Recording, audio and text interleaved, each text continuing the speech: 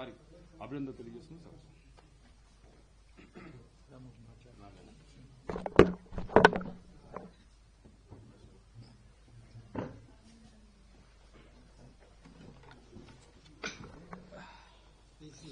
Media మిత్రులందరికీ కూడా నమస్కారం.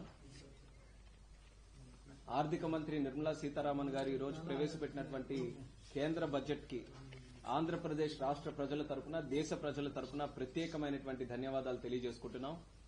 ఇందులో ముఖ్యంగా ఆవిడ తాలూకా స్పీచ్ ప్రారంభోత్సవంలోనే మన తెలుగు కవి గురజాడ అప్పారావు గారిని గుర్తు చేసుకుంటూ దేశమంటే మట్టి కాదు, దేశమంటే మనుషులో అన్నటువంటి మాటతో కేంద్ర బడ్జెట్ ని కూడా ప్రారంభించడం తెలుగు వారందరికీ కూడా ఎంతో గర్వకారణం అని కూడా ఈ సందర్భంగా తెలియజేసుకుంటున్నాను. అయితే ముఖ్యంగా ఆంధ్రప్రదేశ్ రాష్ట్రానికి సంబంధించి మన ముఖ్యమంత్రి వర్యులు చంద్రబాబు నాయుడు గారి తాలూకా ప్రభావం కూడా ఈ బడ్జెట్ మీద ఉందని స్పష్టంగా మనం అందరం తెలియజేసుకోవచ్చు.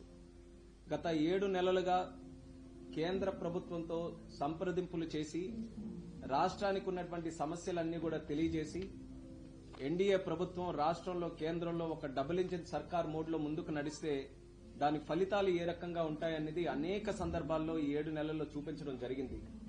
దానికి ఇంకా ముందుకు నడిపిస్తూ మిగిలినటువంటి కూడా రాష్ట్రానికి సంబంధించినటువంటి సమస్యలు ఏవైతే ఉన్నాయో దానికి ఒక పరిష్కారం ఈ కేంద్ర బడ్జెట్ ద్వారా ఇచ్చే విధంగా కొన్ని కార్యక్రమాలు కూడా పెట్టడం చాలా ఆనందదాయకమని కూడా ఈ సందర్భంగా తెలియజేస్తున్నాను. ఇప్పుడే మా Telugu Desam parliamentary party leader Krishna గారు కూడా మాట్లాడుతూ కొన్ని విషయాల గురించి చెప్పడం జరిగింది. ముఖ్యంగా జల్ జీవన్ మిషన్ లాంటిది దేశంలో ప్రతి ఇంటికి కూడా కుళాయి ఇవ్వాలనేది ప్రధానమంత్రి నరేంద్ర మోదీ గారి తాలూకా కళ.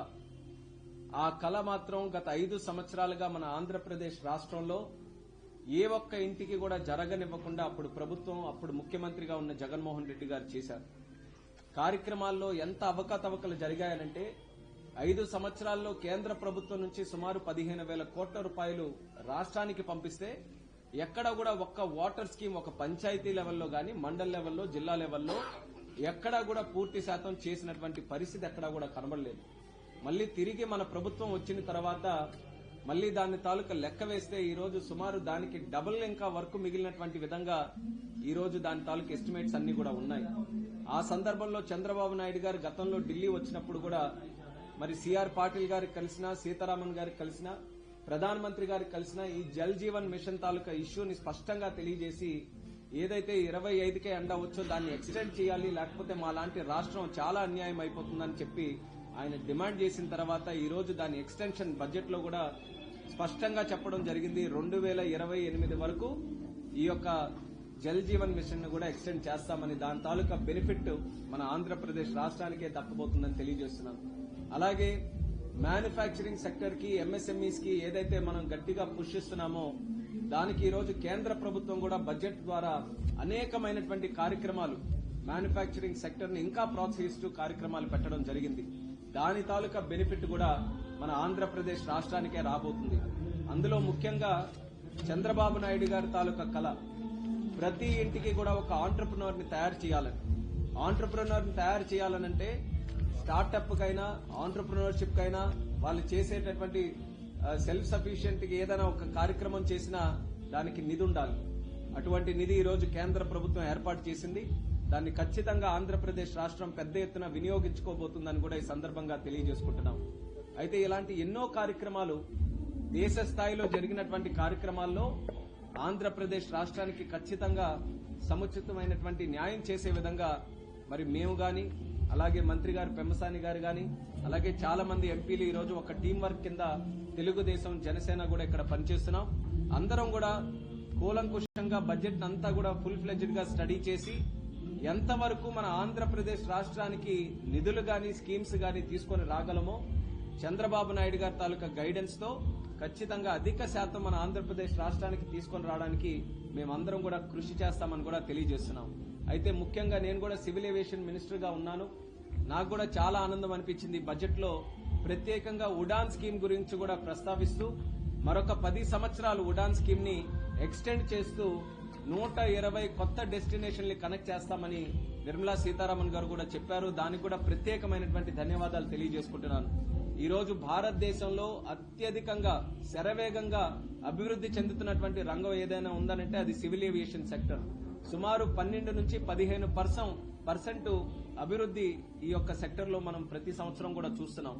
అటువంటి సెక్టర్ లో ఉడాన్ స్కీమ్ 2016లో అయితే అప్పుడు కూడా మన తెలుగుదేశం పార్టీకి చెందినటువంటి సీనియర్ నాయకులు అశోక్ గజపతిరాజు గారే ఈ మినిస్ట్రీకి మినిస్టర్ గా ఉన్నప్పుడు అది లాంచ్ చేయడం జరిగింది. 10 సంవత్సరాల విజన్ తో ఆ స్కీమ్ ని లాంచ్ చేశారు. 2026కి ఆ స్కీమ్ ముగించబోతుంది. మరి నేను మినిస్టర్ అయిన తర్వాత మళ్లీ దీన్ని ఎక్స్టెండ్ చేయడానికి ఒక ప్రపోజల్ పెడితే ప్రధానమంత్రి గారు అలాగే ఆర్థిక మంత్రి గారు అంగీకరించి దీన్ని ఎక్స్టెండ్ కూడా చేశారు. 120 కొత్త డెస్టినేషన్లు కనెక్ట్ చేయడం, ఈ వచ్చే 10 సంవత్సరాల్లో సుమారు 4 కోట్ల మందికి ఈ ఉడాన్ స్కీమ్ ద్వారా యాత్ర చేయించడం, ఇది ఒక విజన్ గా పెట్టుకుని ఈ స్కీమ్ ని కూడా తయారు చేయడం జరిగింది. దానికి సంపూర్ణమైనటువంటి మద్దతు ఈ రోజు బడ్జెట్ ద్వారా రావడం అనేది చాలా ఆనందం అని కూడా ఈ సందర్భంగా తెలియజేసుకుంటున్నాను. దానితో పాటు ఎయిర్ కార్గో గురించి కూడా ప్రస్తావించారు బడ్జెట్ లో. ఎయిర్ కార్గోని ఇంకా ఫుల్ ఫ్లెడ్జ్డ్ గా మనం వినియోగించుకోలేకపోతున్నాం దేశంలో. దాని గురించి కూడా దానికి సంబంధించినటువంటి వేర్ హౌసెస్ గానీ, దానికి ప్రాసెసెస్ స్ట్రీమ్ లైన్ చేయడం గానీ, పెరిషబుల్ గుడ్స్ అలాగే హార్టికల్చర్ గుడ్స్ ఇది మన లోకల్ టు గ్లోబల్ కనెక్ట్ చేయడానికి ఎయిర్ కార్గో సర్వీసెస్ ఇంకా బెటర్ గా ఎలా యూటిలైజ్ చేయాలన్నది దానికి కూడా ప్రణాళిక వేస్తామని ఈ బడ్జెట్ ద్వారా మంత్రి గారు చెప్పడం జరిగింది, ఆర్థిక మంత్రి గారు. మరి దాని ప్లాన్ ప్రకారం దేశంలో ఎయిర్ కార్గో సర్వీసెస్ భవిష్యత్తులో ఇంకా డెవలప్ చేయడానికి మా వంతుగా పూర్తి శాతం కృషి చేస్తాం. అందులో ఆంధ్రప్రదేశ్ ను కూడా ఒక లాజిస్టిక్స్ హబ్ గా తయారు చేయాలన్నది ముఖ్యమంత్రి చంద్రబాబు నాయుడు గారి తాలూకు ఆలోచన.